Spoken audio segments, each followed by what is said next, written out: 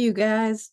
It's Dianne Pearce from Philly, from Current Words Publishing, actually, originally from Philly. And when last we met, we were talking about magnets. Do you remember?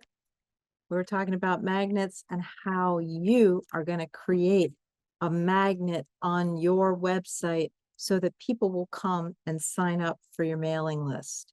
You are going to do this. And then the question remains, what is this magnet that you're going to give them?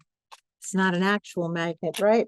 Oh, that pickle magnet does not want to stay on there. It's not an actual magnet, but it is something that we consider a magnet because it draws people to your site and makes them want to stay there.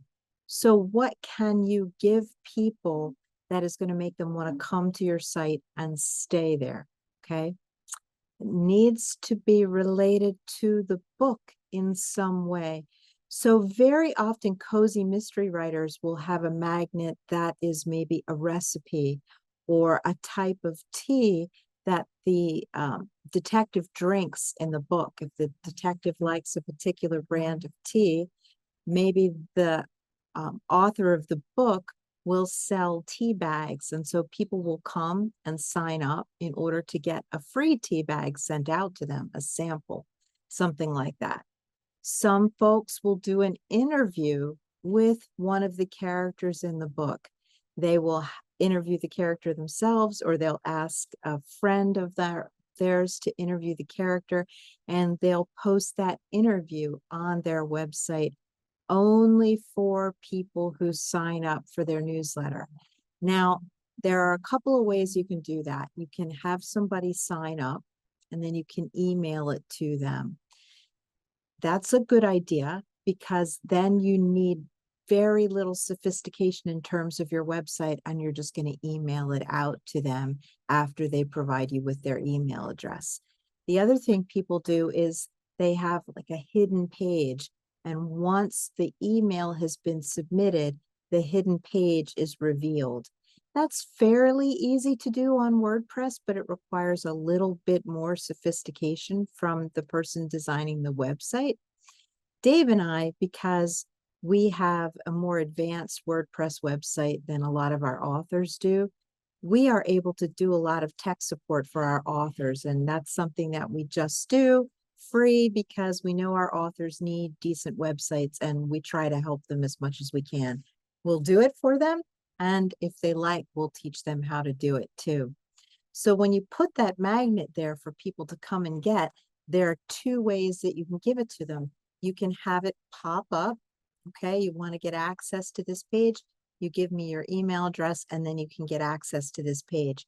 And then in future, as you add on more fun things for readers of your book to get, the person who has already signed up will already have access to that page. They won't have to sign up over and over again because you also want to keep your list clean. And of course, any kind of email that you send out through MailChimp is going to have a thing at the bottom so people can unsubscribe, even this one. So if you want to unsubscribe, you can.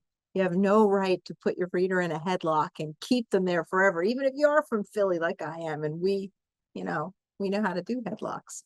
But no, you don't want to do that to your readers, okay? So if you have a page that they can't access until they put their email address in, and then they get access to that page, that's great. Otherwise, you can just email them. And that's nice too, because you can personalize it. You can say a little thank you. Chances are good, I'm sorry to say this, writers, but chances are good that you're not going to have 30 people sign up on the same day. You're probably going to have 2, maybe 4 at the most sign up on a day. And so it wouldn't take a lot of effort to shoot somebody a personalized email. And I mean, I can't even imagine back in the 1980s when I first started reading Tom Robbins, if he had emailed me, my toes would still be dancing in my shoes today. So to get a personal email from a writer means a lot to readers who really enjoy books, so it's a great thing to do. So somebody comes to your website and they sign up because of your reader magnet. Maybe you've written a short story that you're going to give them.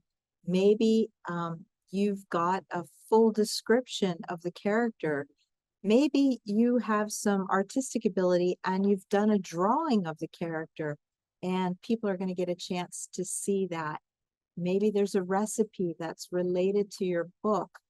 I used to read these mysteries that took place in Pennsylvania Dutch country. And I love them because the Pennsylvania Dutch Lancaster area has always been sort of interesting and thrilling to me. And the lady had recipes and you could get the recipes. Super cool. Loved it. Don't know if I actually made any of them, but it was a great giveaway. And all it cost the author was a little bit of time and a little bit of grace for the readers who are willing to come and read your writing. It's an amazing thing to have somebody read your book. So a reader magnet, number one, watch the last video if you're not sure what that is, but it basically gets somebody to come to your website and stick.